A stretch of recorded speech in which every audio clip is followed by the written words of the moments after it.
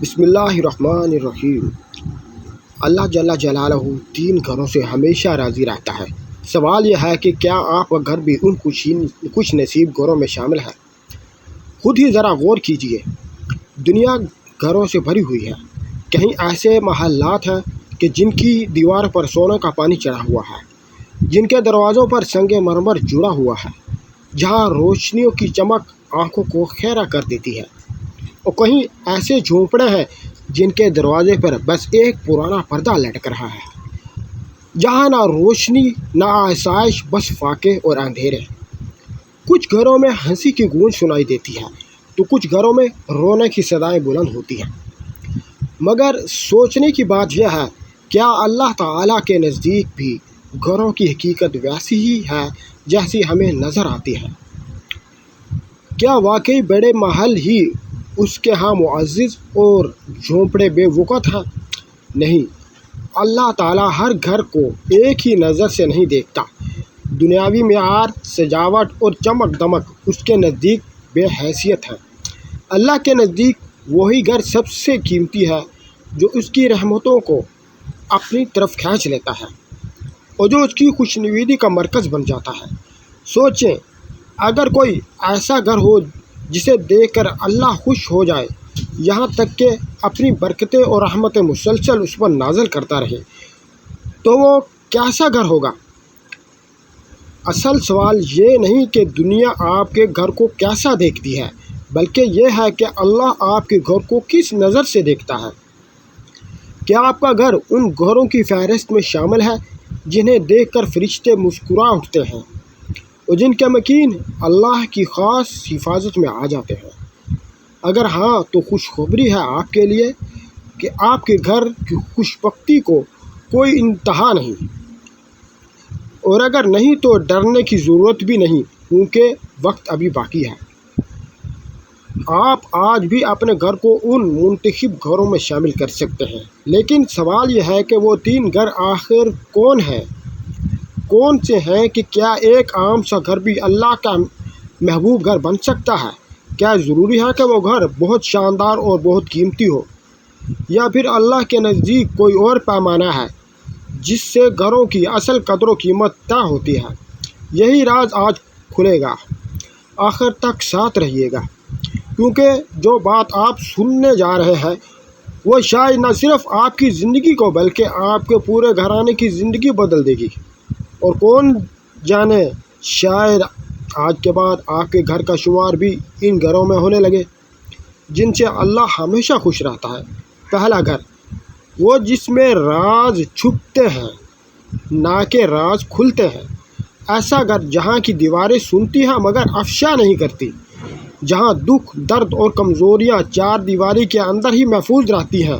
وہاں نہ فخر میں نیکیاں اچھالی جاتی ہیں اور نہ ہی غموں میں چرچا بنایا جاتا ہے۔ ایسے گھروں کے مکین زباں پر لگام، دل پر صبر اور کانوں پر پہرا دیتے رہتے ہیں۔ یہی وجہ ہے کہ اللہ ایسے گھروں کو سکون اور محبت سے بھر دیتا ہے۔ دوسرا گھر، وہ جو غیبت سے پاک ہو۔ غیبت ایک ایسی بیماری ہے جو خاموشی سے گھروں کو کھوکھلا کر دیتی ہے۔ رسول کریم صلی اللہ علیہ وسلم نے غیبت کو مردہ بھائی کا گوشت کھانے کے برابر قرار دیا ہے۔ سوچئے، جب زبان دوسروں کی عزت نوچنے لگے تو وہ گھر رحمت کی بجائے وبال کا سبب بن جاتا ہے۔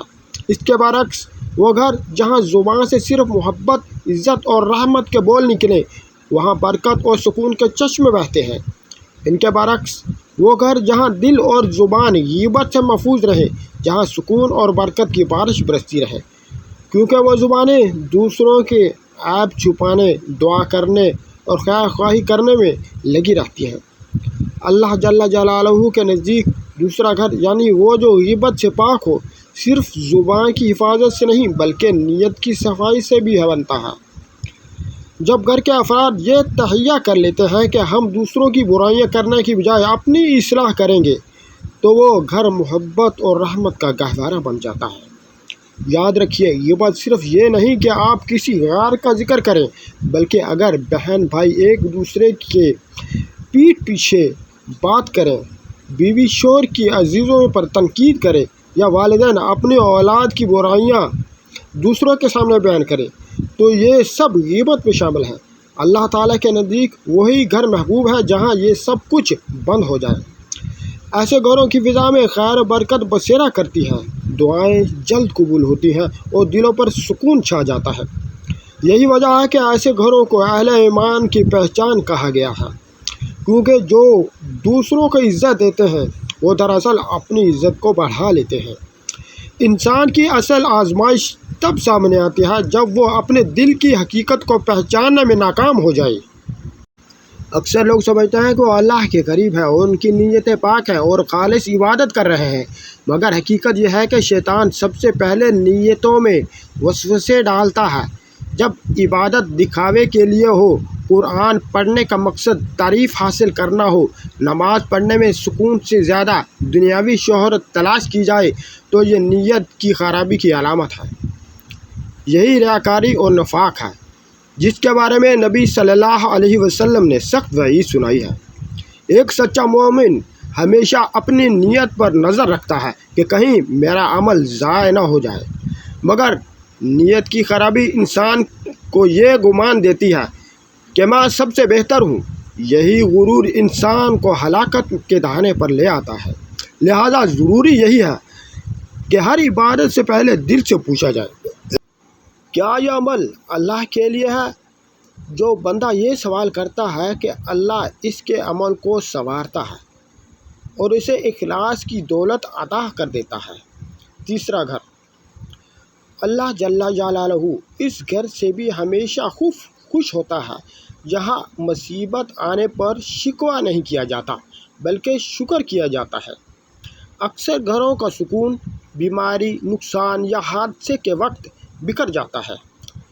تلخ لہجے اور شکایتی جملے ماحول کو مزید بوجھل کر دیتے ہیں، مگر وہ گھر اللہ کے نزدیک قیمتی ہے جہاں مشکل کے لمحوں میں زبان سے شکایت نہیں بلکہ شکر کے کلمات ادا ہوتے ہیں۔ نبی کریم صلی اللہ علیہ وسلم نے فرمایا، مومن کا حال عجیب ہے، ہر حال میں خیر ہے۔ اگر نعمت ملے تو شکر کرتا ہے، اگر مصیبت آئے تو صبر کرتا ہے۔ حضرت ایوب علیہ السلام اور ان کی بیوی کی مثال ہمارے سامنے ہے۔ بیماری اور غربت کے باوجود صبر کا چراغ جلتا رہا اور ان کے گھر اللہ کے نزدیک جنت کا باغ بن گیا۔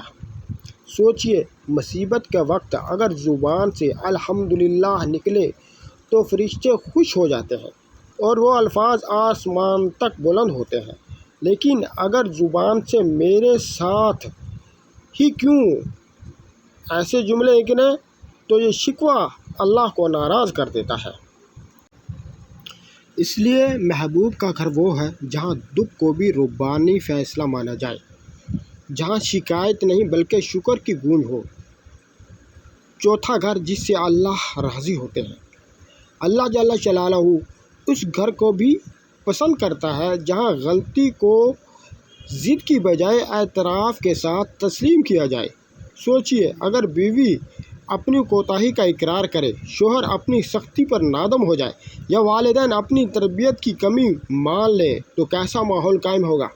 ایسے گھروں میں تکبر کی جگہ عاجزی اور ضد کی جگہ محبت آ جاتی ہے۔ یہی وہ رویہ ہے جس نے حضرت آدم علیہ السلام کو اللہ کا قرب عطا کیا، جبکہ ابلیس اپنی ضد پر اڑ کر مردود ہوا۔ غلطی ماننے والا گھر سکون کا گہوارہ بن جاتا ہے۔ وہاں بچے سچائی سیکھتے ہیں، عورتیں عزت پاتی ہیں اور مرد ذمہ داری کا احساس کرتے ہیں۔ ایسے گھروں میں فرشتے سکون اور رحمت کے پروں کے ساتھ آ کر رہتے ہیں۔ پانچواں گھر جس سے اللہ جل شانہ راضی ہوتے ہیں، اور وہ گھر بھی اللہ کے نزدیک محبوب ہے جہاں دل کی گہرائی سے کی جانے والی دعائیں ہوں۔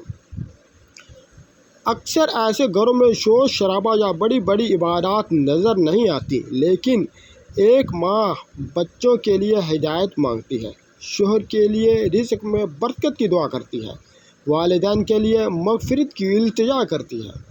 یہ خاموش دعائیں آسمان تک پہنچتی ہیں اور فرشتے ان گھروں کا ذکر بلند کرتے ہیں۔